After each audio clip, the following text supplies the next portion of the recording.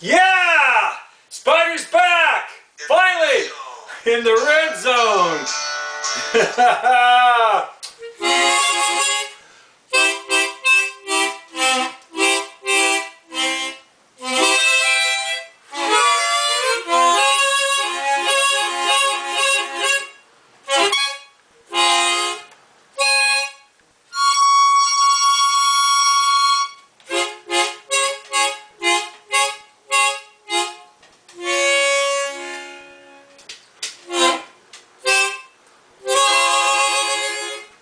Yeah! That's one I'm not used to. But this thing you gotta press in, so it's hard to hit the notes. I've never used it before.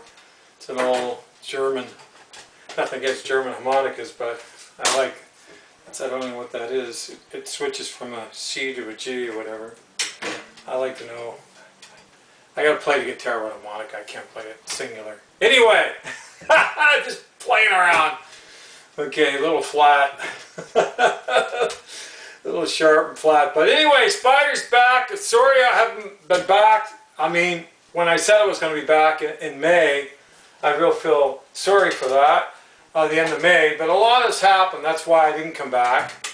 And it's the end of the summer now. It's September 11th. It's actually a bad day to be doing this. I apologize.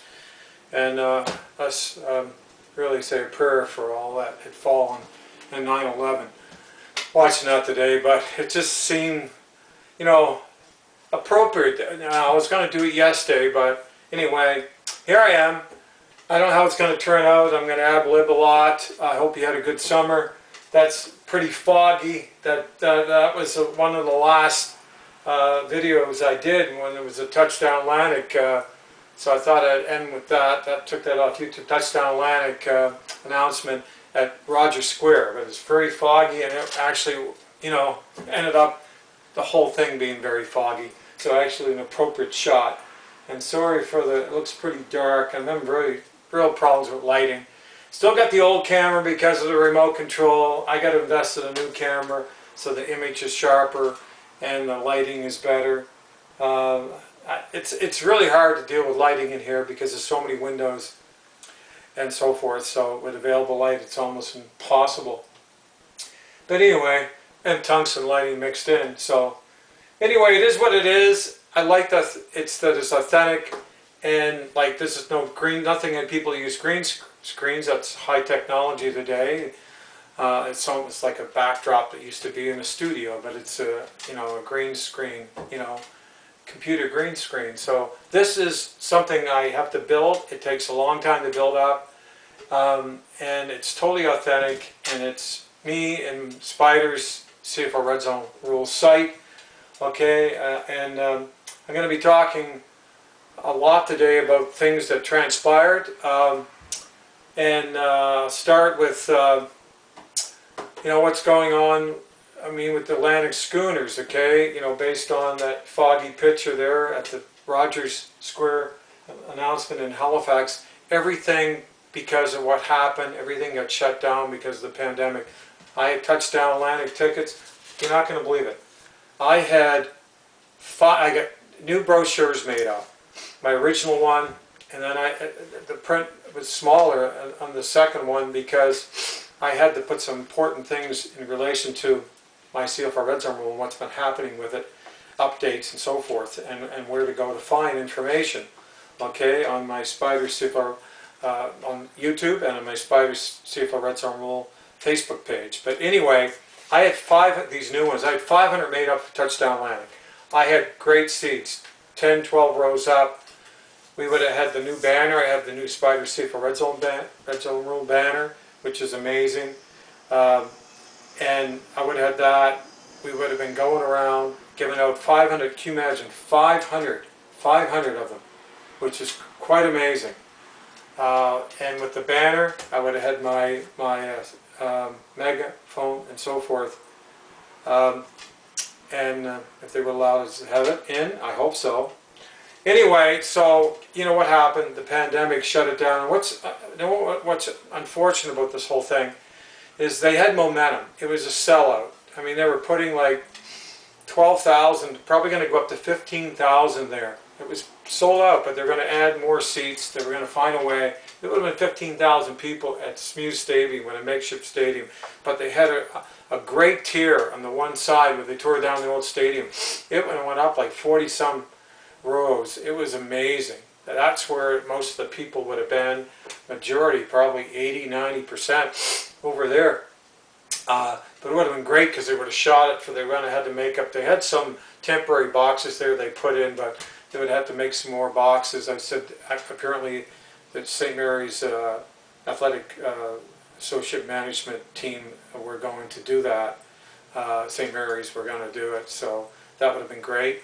And so that it would have been shot from that side. Can you imagine how, and the enthusiasm? And you know what? Here's another thing you probably don't know, but Drummond, and by the way, LeBlanc cut out. He had no money. He was a PR guy. He was doing a horrible job.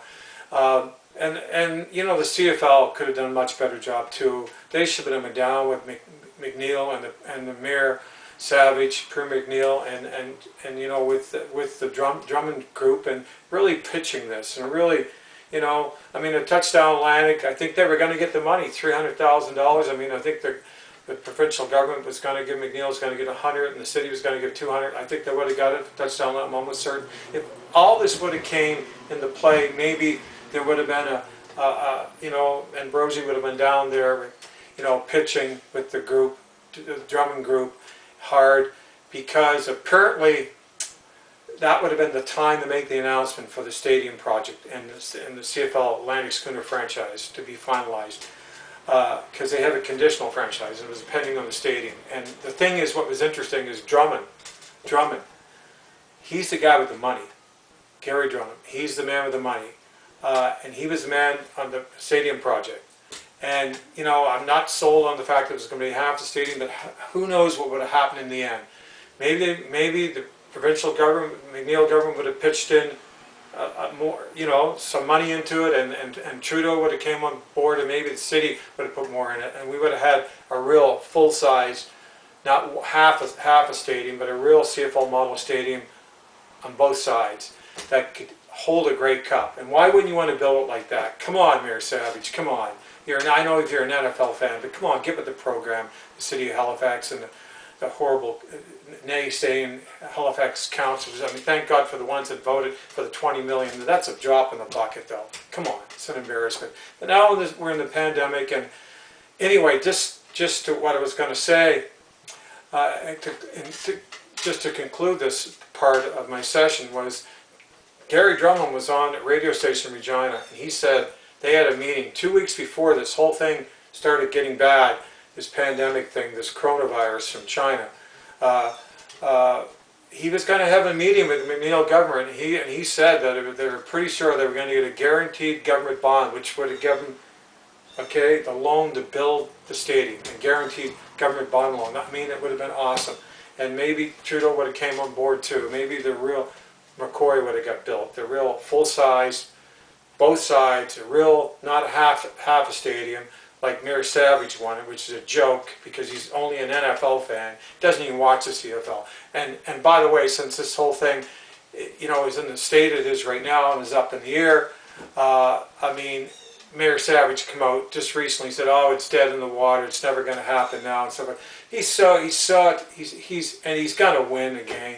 He is so negative and such an NFL. Can you imagine being a mayor of the city of Halifax, a major city where you could get the 10th CFL franchise coast to coast, could hold a Grey Cup game, and he's running it down like he did from the beginning. He played it down for a little Mickey Mouse, you know, half-assed, you know, half-assed half a stadium. You know, he's not with the program. He is, like, he's not, you know. This is the problem with the city. Seriously, this is the problem with the city. This is probably why it probably won't happen now. Anyway, this is terrible what's going on with this pandemic, and I think everything should be better. It's so political, it's unbelievable. I don't want to get into that, but at least I know I use both sides of my brain, and if you do, it's very easy to figure out. But anyway, let's get on to my session. There you go, look at that, my thing went off. Of course it would. This thing is just a...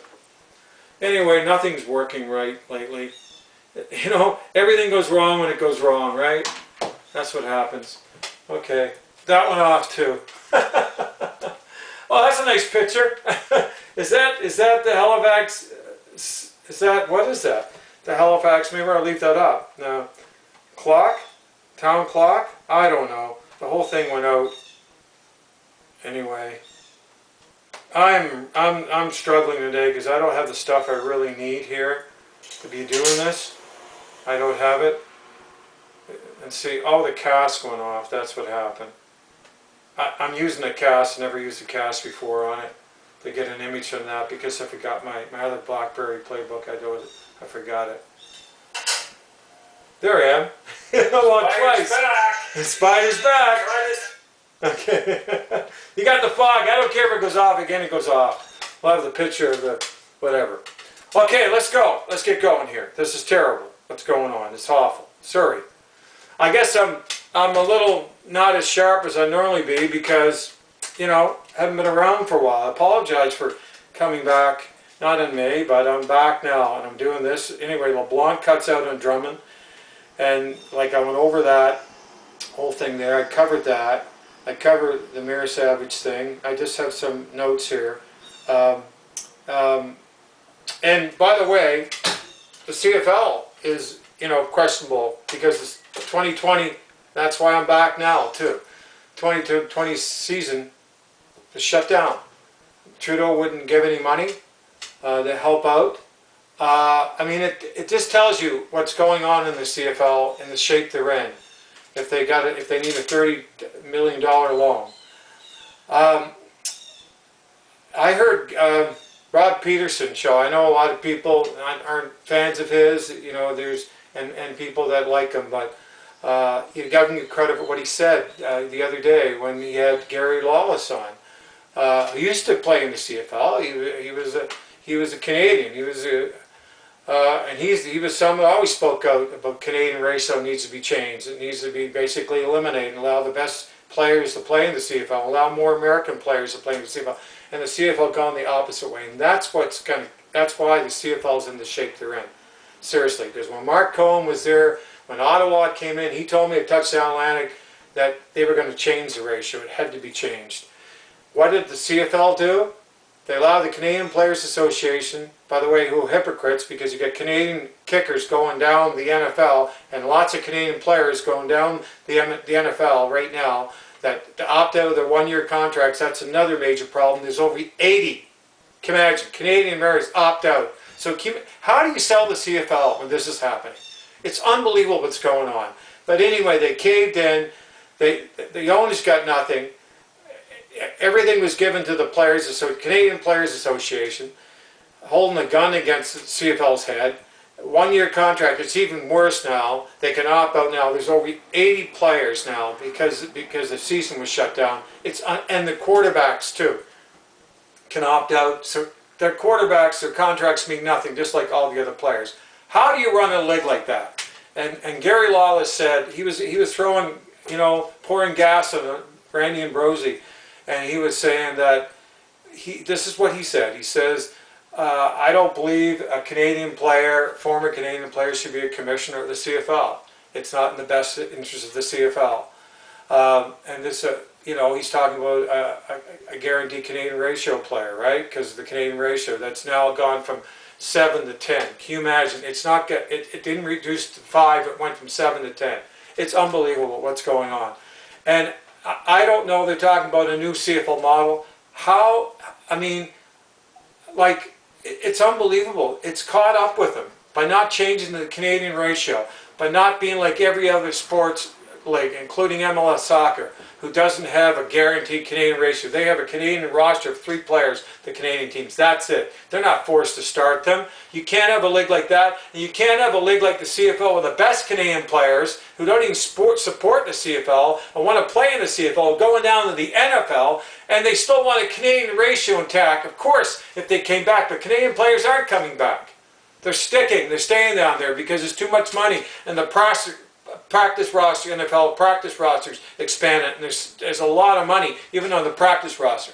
So Stretler's gone, the American quarterbacks are going to all the best Canadian players, but yet they want to keep this Canadian ratio, okay, in place because of the Canadian Players Association. being run mostly by Canadian players, okay? Guaranteed Canadian ratio players, even though now there's an American president, but Keeping was there. He was a Canadian old lineman, guaranteed Canadian ratio lineman, and the Canadian guaranteed ratio linemen basically were the Canadian Players Association, and still are to a certain degree. Okay, that's the problem. That's the problem, and that's why the CFL is in bad shape. And also, Rob Peterson said that. Well, I'll wait to the end to tell him what he said as well. But Gary Lawless said that Glenn Johnson never should have been fired. Glenn Johnson, okay. I know you weren't happy with some of his, he was head of officiating and so forth, but Glenn Johnson was also VP of football operations, and Mr. McDonald as well, who Mr. Ambrosi just let go, and Miss Larson or Mrs. Larson and Mr. Gary Lawson. That was terrible to let them go, and Glenn Johnson too. Glenn Johnson, my CFL Red Zone rule would be right now in the CFL, right now. And what did Rob Peterson say? What's new with the CFL? He said nothing other than the Ottawa Red Blacks in stadiums. But what's new? He said it's stale. My CFL Red Zone rule, just like a Blue Bomber fan told me at St. Mary's Huskies at a St. Mary's Husky game, it's a perfect injection that our CFL game needs right now. And everybody that I exposed my CFL Red Zone rule said the same thing. Okay, and the thing is, Gary Lawless is right. And Gary Lawless, by Glenn Johnson when he was there, Glenn Johnson was putting together a CFL Innovation Rules Committee as well, and he was going to be top of it. And there's 5 people on it, and actually 3 that I knew that were behind my CFL Red Zone rule already. So it would have got passed and would have been made part of a CFL 3-down game. Glenn Johnson was sold on it big time. He wanted it. Okay, Gary Lawless found out about it, that they were going to, that it was going to be presented. Okay, and Mr. Johnson was going to present it with the new Innovation Rules Committee that could overrule the CFL Rules Committee. So he could have made my CFL Red Zone rule made part of our CFL 3-down game, and he would have. But he got fired, and that's what by Mr. Ambrosi, and that's what Gary Lawless said. It was a bad move. That Glenn Johnson should still be there. My CFL Red Zone will be part of our 3-down CFL game. Imagine that. And Gary Lawless actually found out through, I think maybe Glenn Johnson, I don't know, because about my CFL Red Zone rule, and he was all excited about it, even though he didn't get all the information. He didn't know it 100%, but he said the CFL really seriously looked at that because he knew Glenn Johnson wanted, well, he wanted it part of our CFL 3-down game, and he says it's unbelievable because this came from a fan. He says this came from a CFL fan. That's me. It came from Spider. I call myself CFL super fan, Spider. Okay, you're all our CFL super fans, by the way. If you're still supporting the CFL like I am, look at that. I'm so tired of this. I should shut it off. It's brutal. This thing, it won't stay on. It's because everything has been messed up with the internet. Okay. Anyway, I want to tell you that, and Rod Peterson, give him credit for saying that, okay? Give him credit for saying that. So, moving on. I know I'm not doing so good today, but I apologize for that. A little sloppy. But anyway, it's because of the monitors. They're not working right. Because of the damn, I can't even use Chromecast because I can't do it. You got to be on the YouTube. It's not good. And the BlackBerry is the only one that had an HMDI cord that directly to the monitor. So I'm in bad shape. Everything's going to go off. Anyway, here we go. So so that brings me to why we need my SPYDER CFL Red Zone rule. But okay, and how crucial it is, how important it is to be made part of our CFL 3-down game. It's just, if the CFL is going to survive. And the Canadian ratio, I have said before, the Canadian starter ratio has to be abolished. It's got to be gone. You can't run a professional football league with a guaranteed Canadian ratio when your top Canadian players are going down to the NFL, and it wouldn't matter. There's not enough players. It's half the roster's got to be Canadian. That's the other part of the Canadian ratio. And then guaranteed Canadian 7 starters, and you got to have backups. So it's just unbelievable. And it's what's buried the CFL. And also, what I found in my survey I did, and that's why I come up with my CFL Red Zone rule. So anyway, what we're going to do here, I'm going to do another session, and I don't know if it's going to be today, it may be, but I'm going to do a session just on my presentation because I'm going to tell you at my new presentation what's going on. So at the Rogers Square Touchdown Atlantic announcement, not shortly after that, I communicated with Mr. Ambrosi on my CFL Red Zone rule. And we were exchanging emails back and forth, and he wanted it to be presented to the new CFL Innovation Rules Committee. And he was anxious for it because I told him that I had to do a new presentation. I was going to combine the one that the incentive one, where I accentuated to get him more interested in like because of the CFL Innovation Rules Committee to revisit it. And then before that, that was my first formal presentation. So I said I need to make a new presentation. I wanted to make something more laid back, more simple, not as informed, a little more casual, informative, but not as formal, I should say. Okay, so I did that, and so he contacted me, sent me an email, and he said, because I gave him a deadline, and he was very anxious for it, because he said, time's running out, because we're going to have our meetings, and this was before this pandemic came in, and we want to present it to the CFL Innovation Rules Committee, and I have to set up all my meetings, and I had to know what the agendas are, so I said, look, I was going to send you today, and this was probably, I think it was maybe, I might have been, because I was waiting for the free agency thing, and that was just brutal. Can you imagine? 30, almost average 30 players per team on 1-year contract. It's unbelievable. Unbelievable. It's the reason, Mark Cohen never would have done that, by the way. He even said that. He would never allow that to happen. And it's happened. Look what it's done to the CFL. And the same with the Canadian ratio. But anyway, you went back my rule, so Mr. Ambrosi was really anxious for it. So I said to him, look, I'm sending it to you. He sent me an email. I said, it's coming within 2 hours. I sent it to him. Anyway, so he get on I'll leave you, I'm going to leave you with this, and then I'm going to come back and do another session. I'm going to go over that whole presentation and show it to you and go over the whole thing. The presentation, the brand new presentation that was given to Mr. Ambrosi to present it to the new, Mr. Ambrosi's new CFL Innovation Rules Committee. Okay? Similar to what Mr. Johnson was going to do. Anyway, so what happened? Mr. Ambrosi was on the green zone. And by the way, the green zone, Jamie 9 is really behind my CFL Red Zone rule, like Mr. Van Stone is too. And I really appreciate that.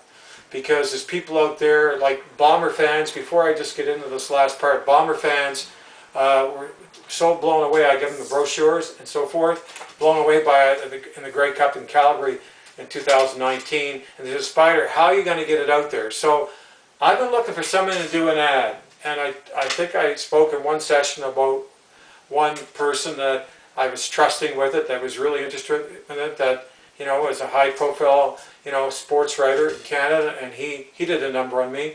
And another one that you all know, two of them, they both did a number on me, and it was really cruel what they did. And it was so pompous, and so pompous. It's because they think they know everything about sports and the CFL when they don't even, when they run it down, actually. It's unbelievable.